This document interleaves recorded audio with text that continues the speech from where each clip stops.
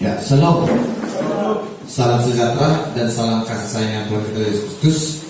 Selamat malam, selamat bertemu kembali di ibadah kita, ibadah doa penyembahan. Dikaitkan juga dengan ibadah keluarga. Kita mau mendengarkan firman Tuhan sebagaimana di tengah minggu ini kita mungkin banyak pergumulan, baik suka, baik duka yang kita lalui.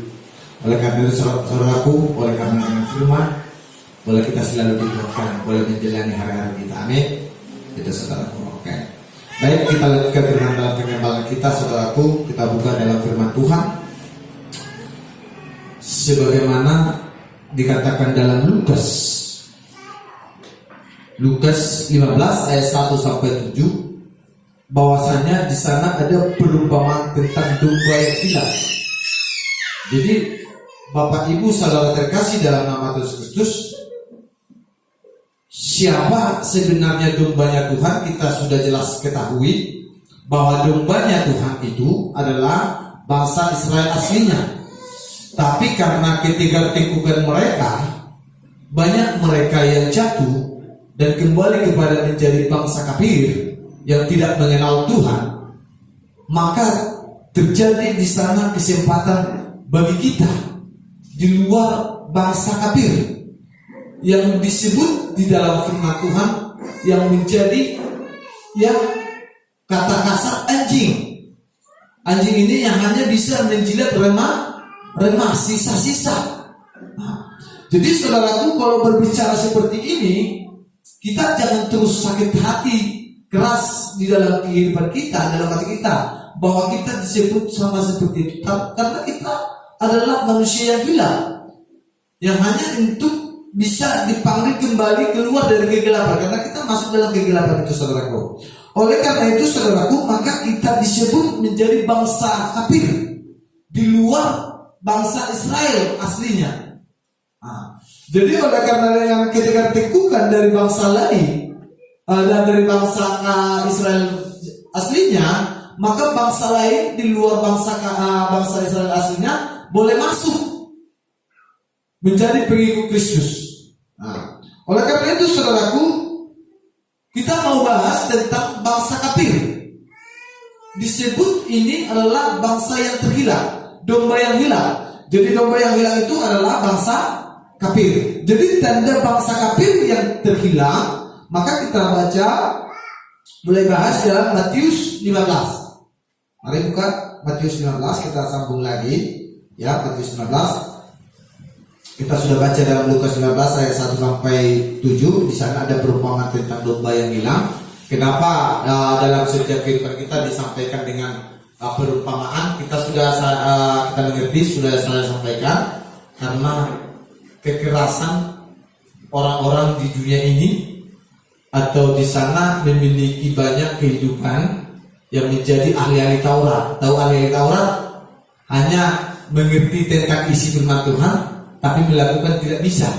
Maka dibuatlah di sana perumpamaan itu. Jadi perumpamaan ini bagi orang-orang yang kita nggak akan bisa mengerti tentang ini, saudaraku.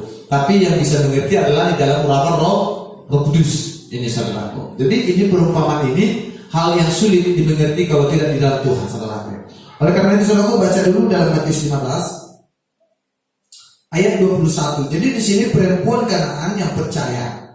Jadi perempuan Kanaan ini disebut bangsa kafir di luar bangsa Israel. Jadi Kanaan artinya itu berpindah-pindah nanti, berpindah-pindah yang tidak mau hidupnya tenang.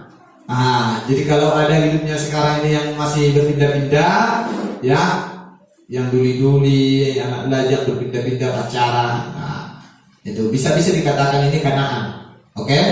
Jadi yang berpindah-pindah gerejanya ini orang Kanaan, yang berpindah-pindah suaminya Kanaan, ya, berpindah-pindah istrinya Kanaan, yang berpindah-pindah kerjaannya Kanaan. Ya itu, saudaraku. Gak sakit hati, saudaraku? Amin? Gak sakit hati? Kalau disebut pekerjaannya berpindah-pindah, Kanaan itu. Coba dulu tahan dulu di gaji yang kecil dan pindah-pindah pas Tuhan kumpulkan jadi banyaknya gajinya yang kecil. Amin. Kita sadar oke. Karena kita masih mempunyai gaji-gaji kecil, makanya saya lampirkan di sana. Oke, baca dulu Matius 15 ayat 21 sampai 28. Oke. Haleluya. Beginilah firman Tuhan, perempuan Kanaan yang percaya. Lalu Yesus pergi dari situ dan menyingkir ke daerah Tirus dan Sidon. Maka datanglah seorang perempuan Kanaan dari daerah itu dan berseru, "Kasihanilah aku ya Tuhan, anak Daud, karena anakku perempuan kerasukan setan dan sangat menderita." Tetapi Yesus sama sekali tidak menjawabnya. Lalu murid-muridnya datang dan meminta kepadanya, "Suruhlah ia pergi, ia mengikuti kita," dengan berteriak-teriak. Jawab Yesus, "Aku diutus hanya kepada domba-domba yang hilang dari umat Israel." Tetapi perempuan itu mendekat dan menyembah Dia sambil berkata, "Tuhan, tolonglah aku." Tetapi Yesus menjawab, "Tidak patut mengambil roti yang disediakan bagi anak-anak dan melemparkannya kepada anjing." Kata perempuan itu, "Benar Tuhan, namun anjing itu makan remah-remah yang jatuh dari meja tuannya." Maka Yesus menjawab dan berkata kepadanya, "Hai ibu, besar imanmu, maka jadilah kepadamu seperti yang kau kehendaki." Dan seketika itu juga anaknya sembuh. Ya, perhatikan saudaraku, kami sudah pernah terangkan firman ini juga, tapi berbicara dengan proses bangsa kafir masuk menjadi dombanya Tuhan. Jadi di sini pertama-tama kita memohon kepada Tuhan, tapi seolah-olah kita tidak dikenal, ya kan? Tidak dikenal atau sama sekali tidak dijawab. Seolah-olah Yesus menjadi sombong, ya kan? Coba dulu kalau saya panggil si Dita ini, Dita, tapi dia seolah-olah tidak mau mendengarkan. Ya kalau orang Barat bilang buang muka ya. Jadi seolah-olah kita tidak dikenal. Coba perasaan perempuan Kanaan seperti itu dibuat, saudaraku. Tapi perempuan Kanaan selalu bertahan. Masuk yang kedua. Ini tidak cukup satu kali. Terkadang kita kan belum dijawab oleh kita. "Tuhan, tolong aku." Tapi belum ada jawaban. Sedikit pun tidak ada skor 10, tidak ada, saudaraku. Tapi selalu perempuan Kanaan ini selalu mau mengikuti Tuhan. Selalu dia datang dengan bersabar. "Tuhan, tolong aku." Baru Tuhan 3 kali menjawab. Tapi jawabannya pun tidak pas. Apa dia katakan? "Aku diutus bukan untuk kamu." Inilah dulu contoh. "Aku diutus hanya untuk umat Israel yang hilang." Jadi bagi kita, bagaimana kita, saudaraku? Sehingga kita pasrah-pasrah memuji Tuhan, tapi nggak ada goresan sedikit pun kita melihat. Tapi ini lihat nanti. Masuk ketiga kali prosesnya, saudaraku, dia bertahan, dia tidak langsung mundur. "Tuhan," apa dikatakan di sana? "Tolong aku." Terus Yesus menjawab, "Tidak patut mengambil roti yang disediakan bagi anak-anak dan melemparkannya kepada anjing." ini paling sakit yang ketiga, saudaraku. Sampai perempuan Kanaan disebut sama seperti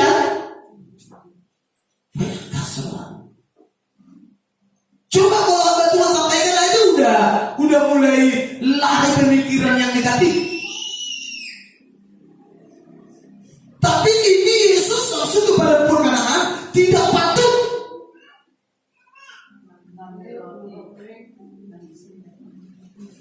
Terus sama-sama dulu. "Tidak patut mengambil roti yang disediakan bagi anak-anak dan melemparkannya kepada anjing."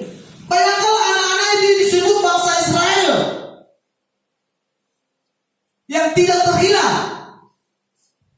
Tapi perempuan itu disebut di sini seperti anjing. Jadi di sini bukan menjadi binatangnya, tapi perilakunya seperti anjing yang selalu menjilatmu. Sering kan? Kalau berpikir kita secara logis, berarti aku seperti itu. Saya seperti itu kan? Nanti kita perhatikan di sana. Maka di sini perempuan Kanaan imannya besar. Sekalipun dia dikatakan seperti anjing,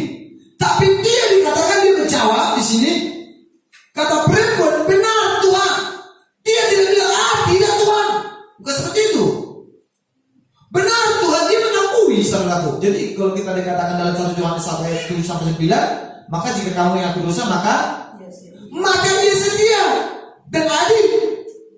Maka ketika perempuan mengaku benar Tuhan, maka di sini dikatakan, namun anjing itu makan rema-rema yang jatuh dari meja tuannya, saudaraku. Maka di sini harus bagaimana dikatakan proses anjing mencari domba. Banyak kalau anjing menjadi domba. Kalau lihat dulu anjingnya Mas habis dia jadi domba.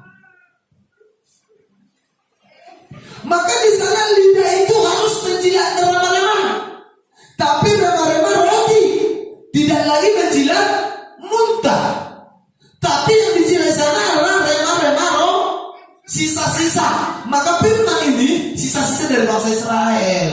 Maka kita lihat sampai sekarang. Maka jika engkau perlu rema-rema ini, sisa-sisa yang perlu adalah di masa waktu ada hidupmu. Amin. Karena kesempatan diberi Tuhan. Nanti nggak ada kesempatan, nggak ada lagi kesempatan. Oke.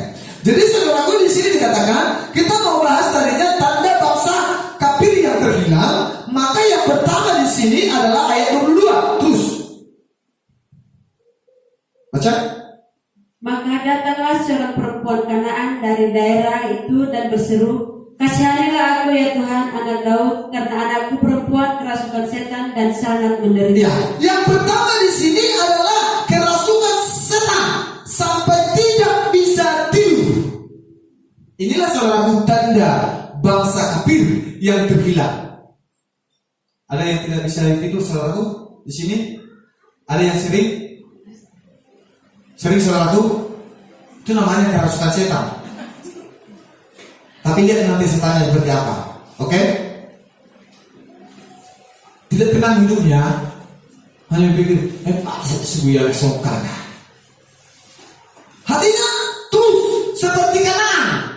Maka di sini dikatakan dalam firman Tuhan saudaraku, maka cerita ini sama dengan dalam Markus 7 ayat 30. Di sana ketika orang yang sudah sembuh maka dia bisa tidur berbaring di tempat tidurnya. Maka setiap orang yang tidak tenang di dalam baringnya, dalam tidurnya, maka itu disebut adalah bangsa kafir yang tidak mengenal Tuhan. Coba dulu kalau tenang kita. Kalau yang sering marukor, senang kali itu gak ada dipikirkan ya. Haleluya. Ya, tapi jangan terus berlalu enak kali kalau mula-mula marukor otopus dan kerja harus kerja dong, oke? Jadi perhatikan kemana tujuan arah firman Tuhan, oke?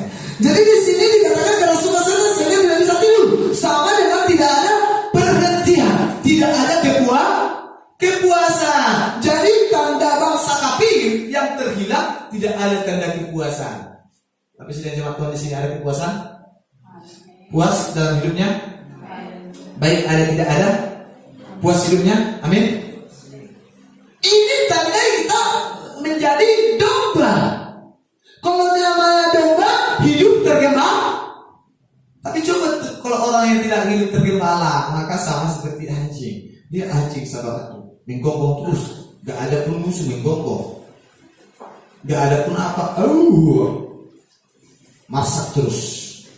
Itu tidak tenang. Pernah lihat anjing saudaraku di luar sana? Gesek-gesek semua. Malam-malam saudaraku gak tenang itu tidur. Anjing itu tidak tenang tidur. Makanya ini tidak asal-asalan dibuat firman Tuhan saudaraku.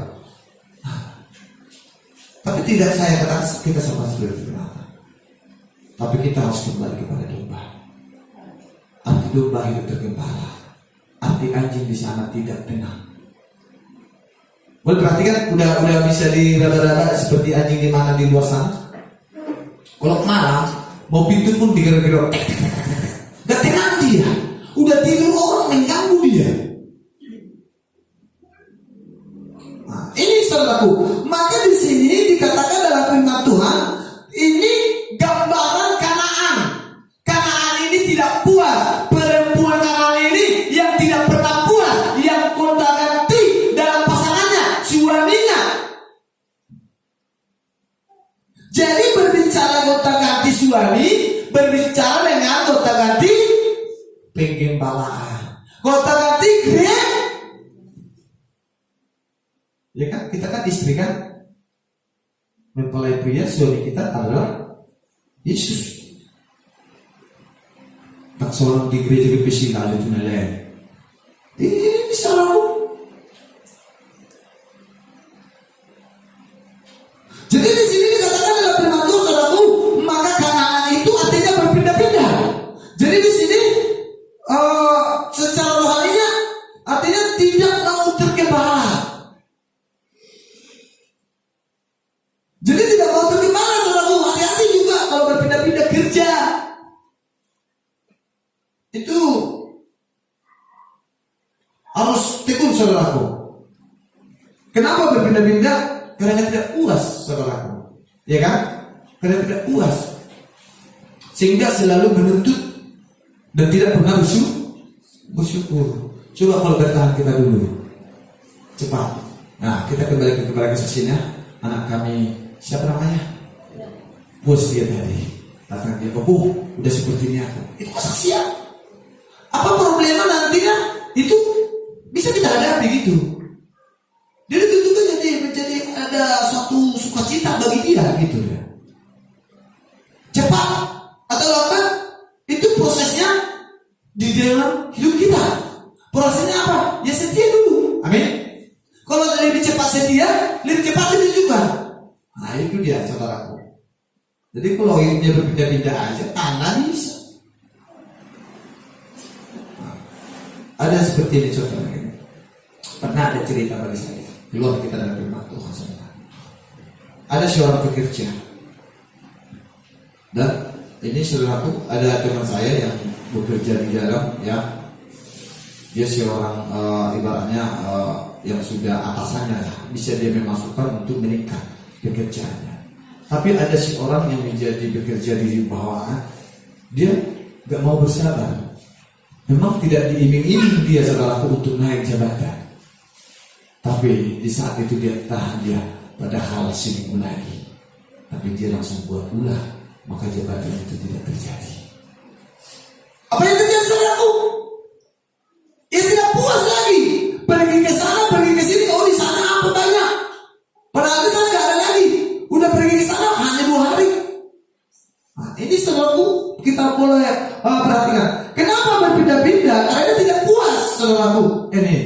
Jadi akhirnya tidak ada damai sejahtera dalam hidupnya. Makanya orang ini kerasukan, tidak bisa tidur. Nah, ini lihat dulu dalam Markus 7 ayat 30. Apa dikatakan di sana? Markus 30. Karena besar iman tadinya seorang perempuan itu.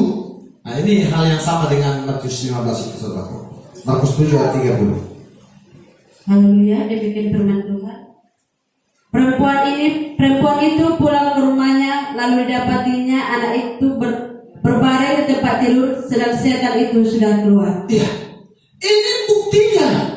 Perempuan itu akhirnya dia merasa puas mengikut Tuhan karena sudah ada jawaban. Amin. Maka pulang dia ke rumahnya, lalu dapatnya anak itu berbaring di tempat tidur, tidak lagi gelisah, tidak lagi kerasukan setan. Kalau namanya kerasukan ya kotak-kacik, saudaraku. Sedang kita aja pun takut, gemetar, khawatir lihatnya, saudaraku. Nah, sudah keluar setannya, saudaraku. Jadi setannya adalah yang tidak puas. Itu saudaraku. Jadi dulu bangsa Israel tidak puas akan mana yang diberi. Tidak puas padahal dia sudah diberi mana. Lalu dia menuntut kepada Tuhan. Dulu bangsa Israel tidak puas diberi mana. Dia tuntut Tuhan. Maka Tuhan berikan daging. Coba saudaraku. Kan terkadang kan sudah diberi nasi bagi kita, tapi tidak puas karena tidak ada ikan. Ya kan? Dia selalu tuntut. Dulu seperti itu bangsa Israel. Hanya diberi mana. Mana itu roti yang turun dari surga, yaitu firman. Tapi dia tidak senang, tidak suka, hanya itu saja. Coba dulu makan nasi di rumah saudaraku. Puas enggak? Hanya makan nasi, gak ada ikannya. Tapi kalau ada ikannya pasti, saudaraku. Maka dan mereka makan daging mentah. Ketika diberi daging, tapi langsung karena mentah-mentah. Artinya, kadang kita hidup kita ini, seringkali kita sudah menjadi Kristen sudah lama ya kan? Sudah lama, mulai mungkin dari umur kita. Terkadang kita makan firman itu mentah-mentah. Aku udah mengerti aku, anak selama ini betul betul. Tujuan hidupnya nggak tahu kemana. Dia akan firman. Maka jangan makan mentah-mentah.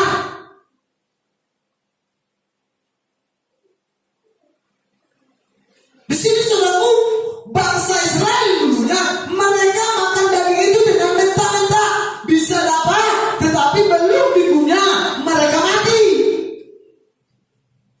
Saudaraku saat firman disampaikan, awat tusi, ujungnya mati rohani. Baca dalam apa keluaran sana perjalanan bangsa Israel itu saudara.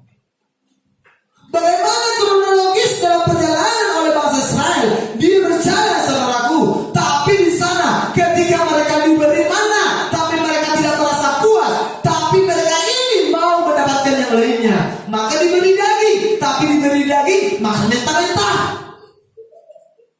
Belum dipunya daging yang mentah mereka sudah mati. Bayangkan saudaraku. Oleh karena yang kurang puas. Ini saudaraku. Jadi orang semacam ini tidak bisa menyembah. Ini dapat daging tetapi tidak dapat menikmati. Ya kan? Itu artinya saudaraku. Dia dapat daging tapi dia tidak dapat menikmati. Tahu artinya saudaraku?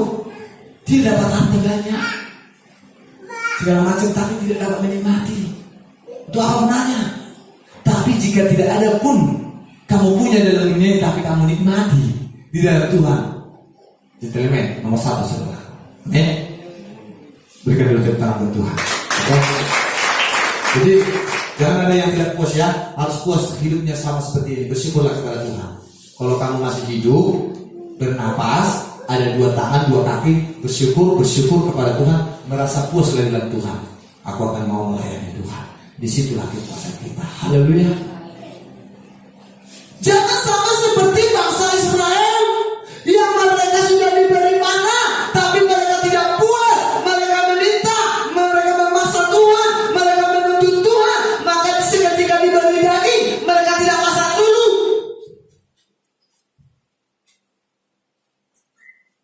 Jangan dulu dengan firman Tuhan. Ketika kita sudah dengarkan firman Tuhan, tapi sedikit pun tidak ada diolah, itu maksudnya. Sedikit pun tidak diolah, sehingga mentah.